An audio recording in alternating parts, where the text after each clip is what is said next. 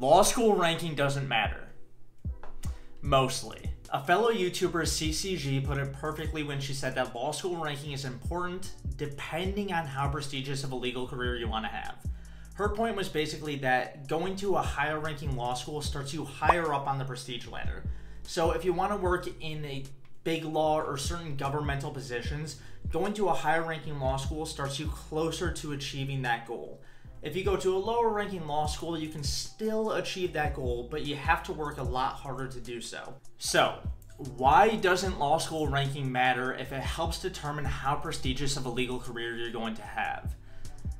Because so long as you go to a halfway decent school and pass the bar, there are other factors that are going to be far more impactful on your legal career than the ranking of your law school.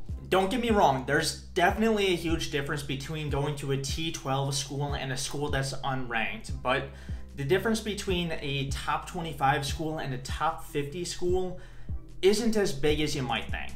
One thing that's definitely important though is the location of your law school.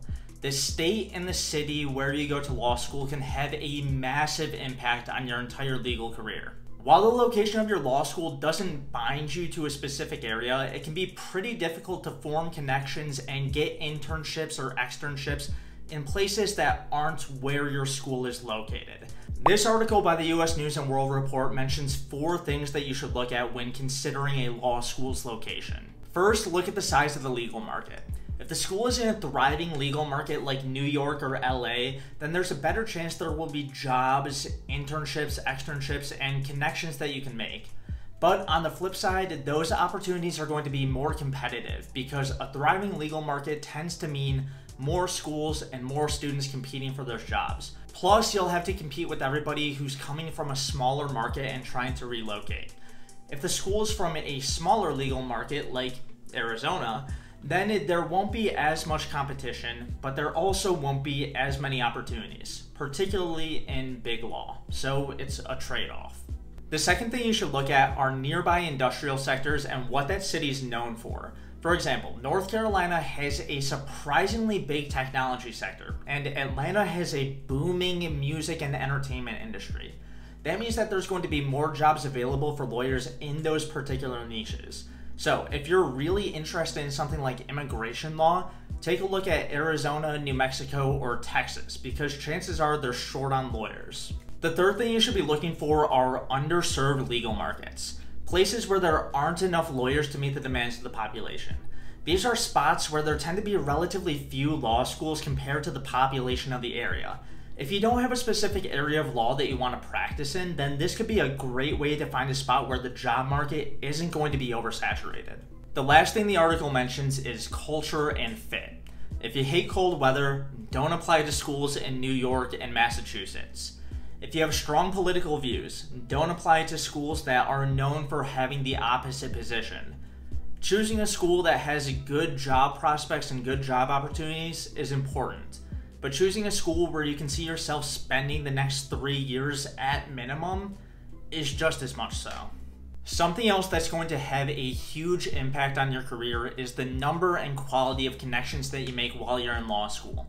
Knowing the right person can be the difference between finally getting the job and getting just another rejection email. Some evidence suggests that employee referrals are the best way to land a job.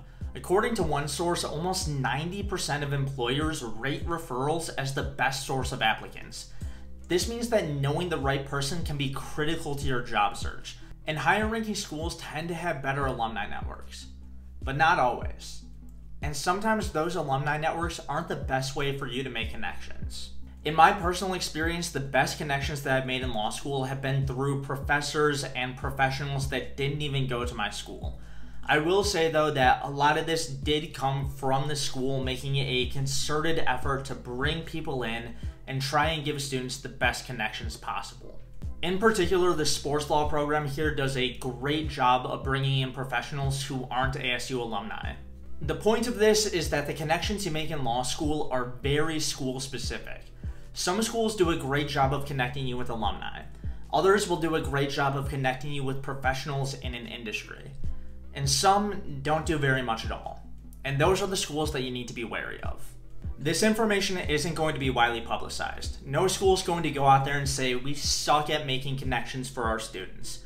But there are ways to figure it out. First, go on the school's website and look at their events page. If there are a ton of events listed, that's a good first sign.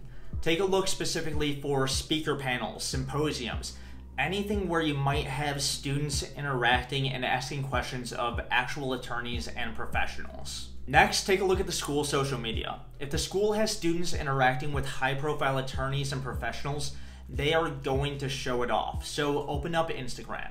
You likely won't recognize any of the people that you see from these posts, but that doesn't mean that they aren't important. So do a little bit of digging. Take a look and see who was on the guest list, and you may be surprised.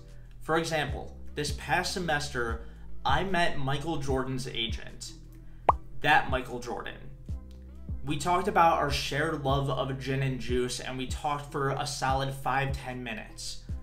The school didn't even post him on their Instagram, so you wouldn't know unless you looked at the guest list and Googled his name. So do a little bit of digging when you're seeing what schools can give you the best connections. One other way to figure out the quality of the connections is just ask. I wouldn't do this at every school, but if you're interested enough in a school that you're going on a tour, ask the tour guide or reach out to some other students at the school and ask them what the connections are like. Ask what connections they've been able to make and how involved the school is in that process. Do they set students up with local attorneys, or are they just hands off? Current students are one of your best resources for learning about law school. Use them.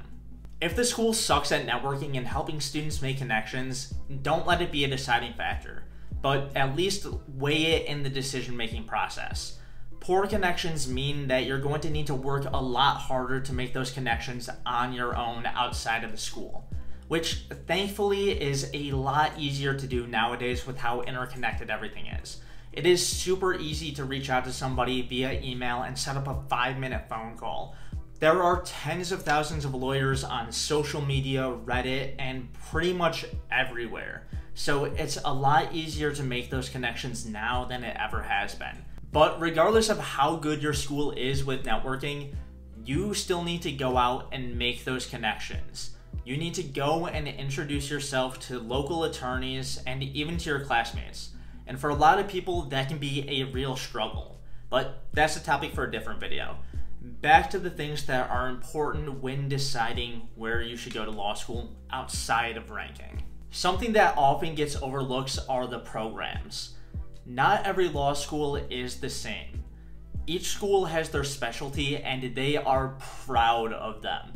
As you walk through the school or surf their website, you will see little blurbs saying stuff like number 23 in the nation in legal writing or ranked number 12 in patent law.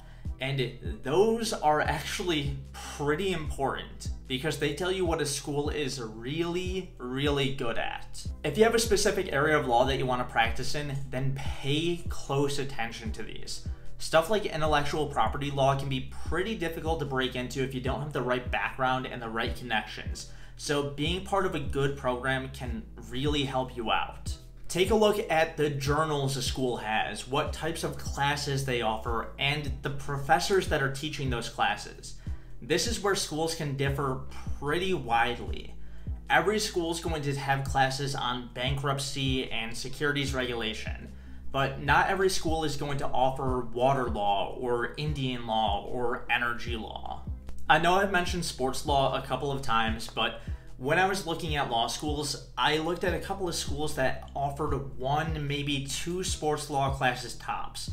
And every time I asked about it, they'd say, oh, we offer classes in general entertainment law and intellectual property law. But I was looking for sports law in particular. So that really didn't interest me, only having 1 or 2 courses geared towards what I wanted to do. But ASU, where I ended up, had an entire program dedicated to what I want to do. So if there's something specific that you want to do, then make sure your school offers a program in it.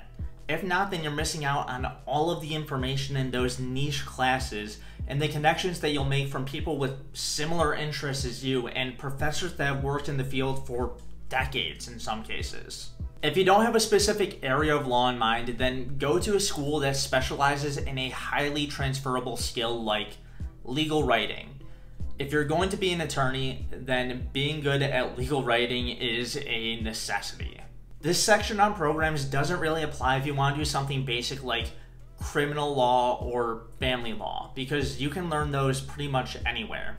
The crim law class that you'll get at a top 20 school isn't much different than the crim law class you'll get at a top 70 school. And that's a good thing, because the vast majority of law students and lawyers aren't going to end up in those prestigious jobs I mentioned at the beginning of the video. There are 1.3 million lawyers in the United States, and there are only 9 seats on the Supreme Court. The DOJ employs fewer than 6,000, and less than a quarter of graduates end up working in big law, with almost half of them coming from top 20 schools. Most lawyers work in the less glorified areas of personal injury, family law, bankruptcy law, and there's nothing wrong with that, but it's important to be aware of. Before you make your final decision though, check out this video for some information on what you're getting yourself into.